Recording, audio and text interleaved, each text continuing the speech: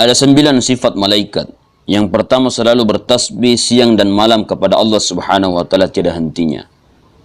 Dan yang kedua, suci dari sifat-sifat manusia dan jin seperti hawa nafsu, lapar, sakit, makan, tidur, bercanda, berdebat dan juga sifat yang lainnya.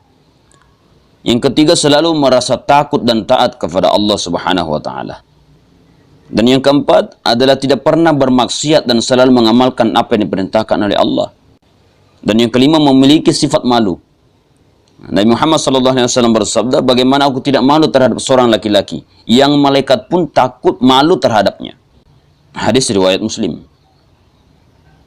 Yang keenam, bisa terganggu dengan bau tidak sedap, anjing dan juga patung. Nabi Muhammad SAW bersabda, barang siapa yang makan bawang putih, bawang merah, dan bawang bakung, janganlah mereka mendekati masjid kami. Ya, karena malaikat merasa sakit, terganggu dengan hal-hal yang membuat manusia pun merasa sakit. Hadis riwayat Muslim. Kemudian yang ketujuh, tidak makan dan minum. Yang kedelapan, mampu mengubah wujudnya. Dan diceritakanlah kisah di dalam surah Maryam, diceritakanlah kisah Maryam di dalam Al-Quran, yaitu ketika ia menjauhkan diri dari keluarganya ke suatu tempat di sebelah timur. Maka ia mengadakan tabir dari mereka. Lalu kami mengutus roh kami Jibril kepadanya, maka ia menjelma di hadapannya dalam bentuk manusia yang sempurna. Dan yang terakhir adalah, yang kesembilan adalah memiliki kekuatan dan kecepatan cahaya. Ada 3 dalil yang menyebutkan hal tersebut. Dalil pertama di dalam surah Al-Haqqah ayat 17, dan malaikat-malaikat berada di penjuru-penjuru langit. Dan pada hari itu 8